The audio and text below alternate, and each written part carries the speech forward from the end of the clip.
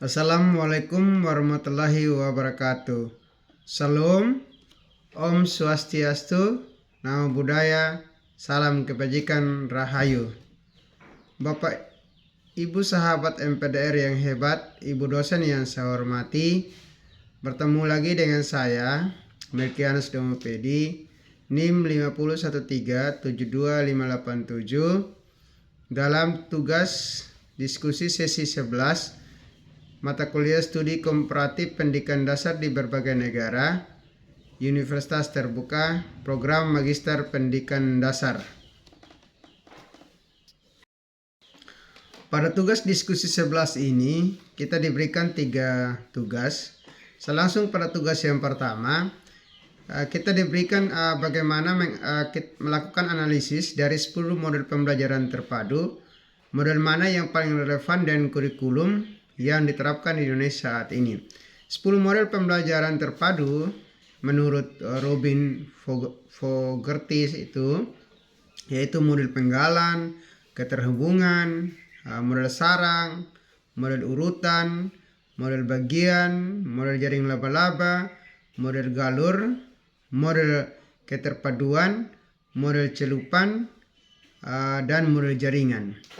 Dari 10 model itu, menurut saya, modul yang paling relevan dengan kurikulum yang diterapkan di Indonesia saat ini adalah ada 4. Yang pertama adalah modul jaring laba-laba atau modul WIBET. Ya. Kenapa modul WIBET ini atau modul jaring laba-laba ini sesuai dengan kurikulum Merdeka yang sedang berjalan saat ini adalah bahwa dengan pendekatan tematik juga karena merupakan salah satu prinsip dari kurikulum Merdeka, terutama khususnya kita di SD ya. Model ini juga model jaring laba-laba ini juga merupakan memusatkan pembelajaran pada satu tema ya, dan mengaitkan tema tersebut dengan berbagai mata pelajaran, artinya tematik yang integratif gitu ya. Sehingga selain secara tema dalam pembelajaran juga, contohnya diri sendiri, keluarga gitu ya. Itu juga cocok diterapkan di dalam P5 ya, yang mengusung tema-tema yang ada 6 tema ya untuk kita di SD, contohnya kearifan lokal, kewirausahaan. Itu kan bisa integratif dari berbagai karakter yang akan dikembangkan, pengetahuan yang akan dikembangkan gitu ya. Begitu juga dari mata pelajaran lain gitu. Jadi itu dari model jaring laba-laba. Yang kedua adalah model integratif ya, atau keterpaduan. Apa alasan saya sehingga saya menyampaikan bahwa model integratif ini cocok juga untuk atau sesuai juga dengan kurikulum Merdeka, karena model ini dia hampir sama, dia memadukan beberapa topik dari berbagai mata pelajaran berbeda, tetapi berkaitan satu topik inti. Ya, jadi sesuai ini semangat interdisiplin dalam kurikulum Merdeka, sehingga dengan tujuan sebenarnya dengan cara mengintegrasikan ya, integratif ya, untuk melihat atau siswa itu dapat mengaitkan konsep yang satu dengan konsep yang lain. Jadi dia tidak hanya sekadar belajar gitu ya. Jadi contohnya yang topik sebelumnya dia belajar apa, dikaitkan lagi dengan topik yang baru jika kita belajar pada minggu yang baru begitu, ada pada jadwal pelajaran tertentu. Yang ketiga adalah model connected atau keterhubungan. Model keterhubungan ini juga tentu akan mengaitkan juga ya, meskipun memang ini dalam keterhubungan itu antara satu mata pelajaran dengan dalam satu mata pelajaran ya. Model ini membantu mengaitkan butir-butir atau kalau yang kita kenal dengan indikator-indikator pembelajaran, agar apa, pembelajaran itu tidak terpisah-pisah, sehingga menurut saya sejalan dengan apa yang diterapkan dalam kurikulum Merdeka, di mana kurikulum Merdeka ini mendorong bagaimana keterpaduan konsep pembelajaran dan pembelajaran yang utuh. Contohnya saja ya, kalau kita bicara dari bahasa Indonesia contohnya, yaitu membaca, menulis, berbicara, menyimak, diintegrasikan dalam satu proyek. Ya, contoh kalau dia membuat majalah dinding kan, dia bisa membaca ya, dia bisa menulis ya, berbicara, menyampaikan, dia menyimak ketika temannya menyampaikan. Yang berikut adalah itu yang keempat adalah model jaringan atau networking ya. Networking ini saya berpendapat bahwa ini juga selaras atau cocok dengan kurikulum saat ini. Coba kalau kita perhatikan contohnya pelima ya, kurikulum mereka mendorong kegiatan yang berbasis proyek kontekstual dan multidisiplin ilmu, sehingga model ini juga memungkinkan siswa untuk menghubungkan pengetahuan yang mereka peroleh dengan pengalaman nyata di luar sekolah ya, dengan apa yang akan dipelajari ya. Ini sangat sesuai dengan pendekatan yang yang kontekstual atau autentik ya, dan tematik dalam pelima yang mengutamakan pemahaman lintas disiplin ilmu, kolaborasi yang nyata antara siswa dengan siswa lain. Juga selain itu dia mendorong bagaimana siswa itu mandiri dan refleksi. Ya, kalau kita lihat dalam model networking juga ini, networking ya, siswa dilibatkan dalam studi-studi lapangan, observasi konkret yang nyata ya, melakukan eksplorasi ya, bagaimana keadaan masyarakat atau pasar contohnya. Ini juga mencerminkan bagaimana kurikulum Merdeka berorientasi terhadap student-centered learning atau pembelajaran berpusat pada peserta didik dan penguatan kompetensi abad ke-21. Selain itu juga fleksibel dan responsif terhadap konteks lokal ya. Jadi menurut saya model ini sangat cocok karena bisa diterapkan di berbagai sesuai konteks sekolah-sekolah itu di mana saja gitu ya. Contoh kalau kita di daerah saya di Sumba Timur begitu. Jadi ini selaras begitu.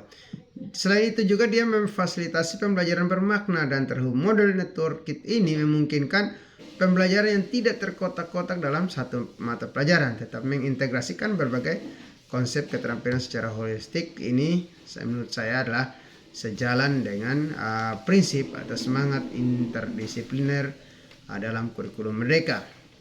Sehingga secara umum ya, dari 10 model pembelajaran terpadu yang dikembangkan oleh Robert Fogarty, jadi model ini ya, keempat model itu menurut saya yang sesuai dengan kurikulum Merdeka. Yang berikut saya akan masuk pada nomor 2 ya. Di dalam nomor 2 ini bagaimana tujuan dan fungsi, landasan, prinsip-prinsip, rambu-rambu serta tahapan pembelajaran tematik terpadu yang selama ini saya implementasikan di kelas atau di sekolah di SDN Mamaru. Ya. Yang pertama saya lihat dari sisi tujuan dan fungsi pembelajaran tematik terpadu. Tujuannya adalah memudahkan siswa untuk memusatkan perhatian pada tema tertentu. Yang kedua, membantu siswa memahami konsep secara mendalam dan bermakna. Yang ketiga, mengembangkan kompetensi dasar lintas mata pelajaran. Yang keempat itu menyajikan pengalaman belajar yang kontekstual dan nyata. Yang kelima, mengembangkan budi pekerti melalui nilai-nilai tematik.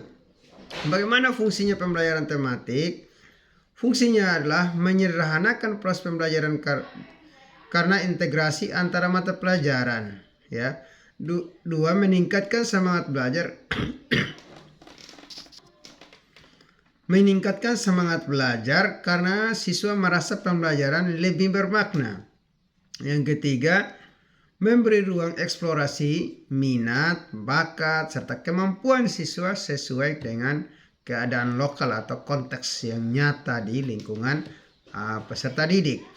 Yang kedua, bagaimana landasan pembelajaran tematik terpadu. Kalau kita lihat dari sisi landasan ya, itu terdiri dari filosofis ya, psikologis maupun yuridis. Landasannya sebenarnya jelas. Secara filosofis itu dia berdasarkan berlandaskan dari paham progresivisme ya, yang menekankan kreativitas dan pengalaman nyata.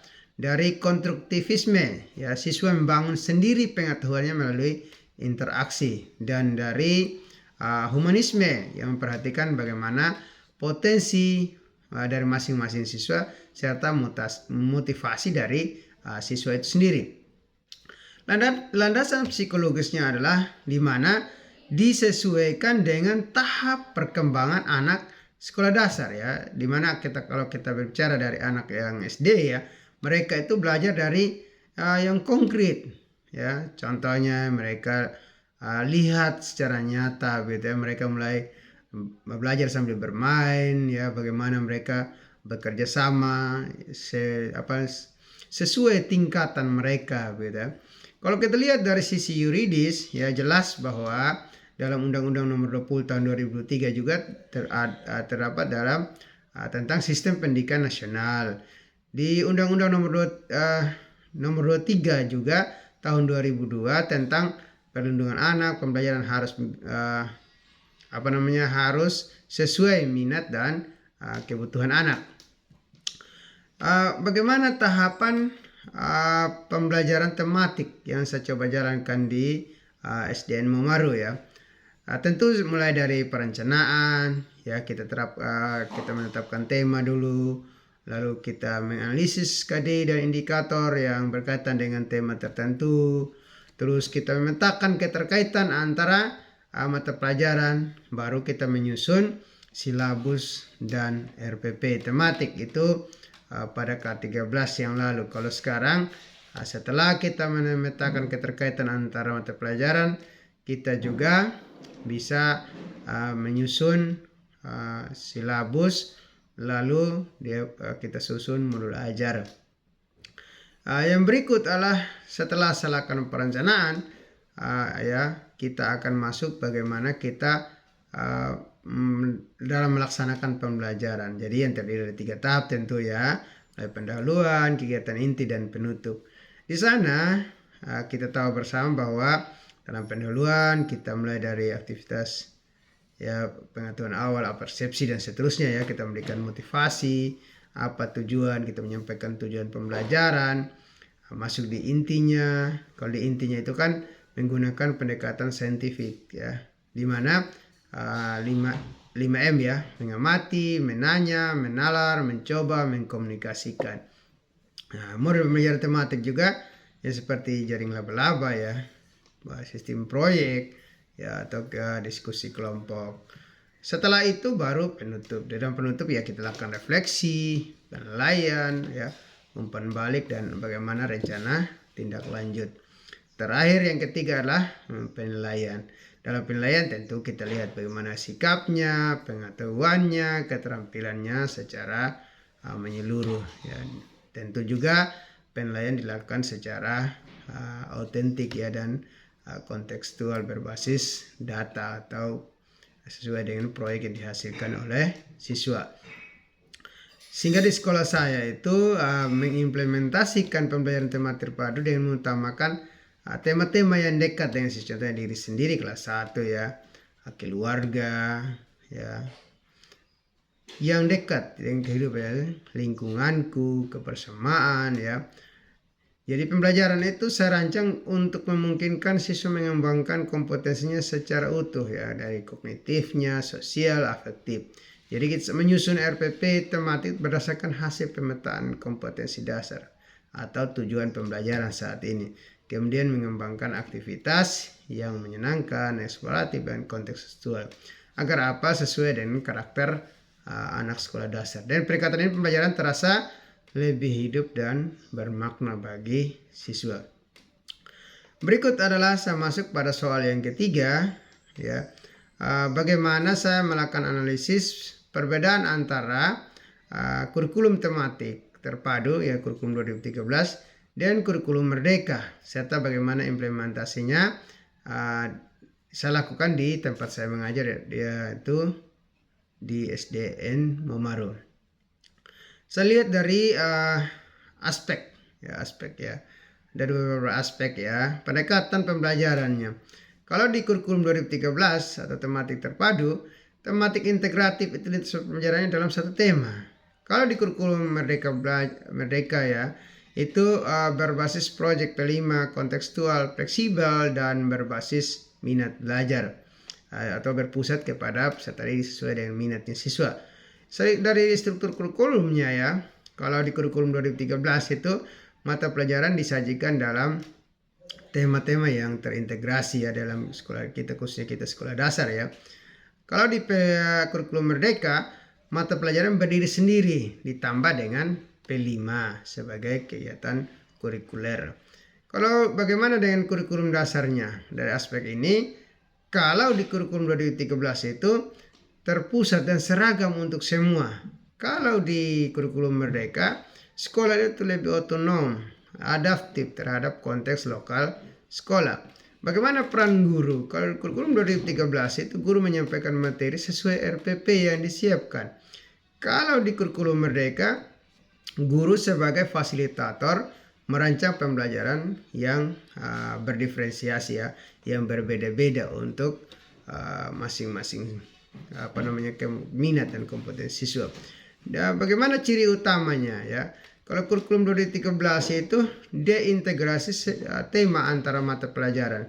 Kalau di kurikulum Merdeka, proyek lintas disiplin ilmu khususnya di P5 ya, untuk penguatan karakter dan kompetensi abad 21. Bagaimana tujuan utamanya? Kalau kita lihat dari kurikulum 2013, yaitu menanamkan nilai dan keterampilan dasar siswa melalui tema. Kalau kurikulum Merdeka itu mengembangkan profil pelajar Pancasila melalui pembelajaran bermakna.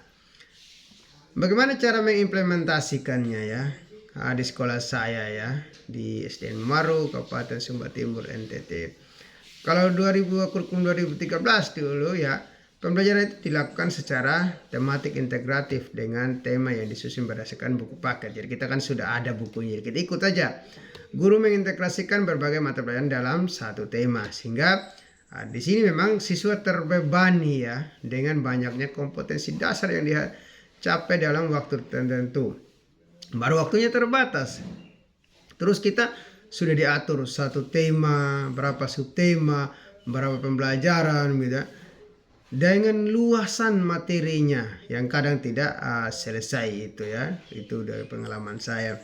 Kalau sekarang dalam kurikulum Merdeka, kami mulai menyusun pembelajaran yang berdiferensiasi, jadi sesuai dan ya paling tidak 3 tingkatan kemampuan ya, minat yang ada di kelas itu. Memang kita tidak bisa berbicara terlalu tinggi bahwa kita akan memberikan masing-masing siswa tidak sanggup ya.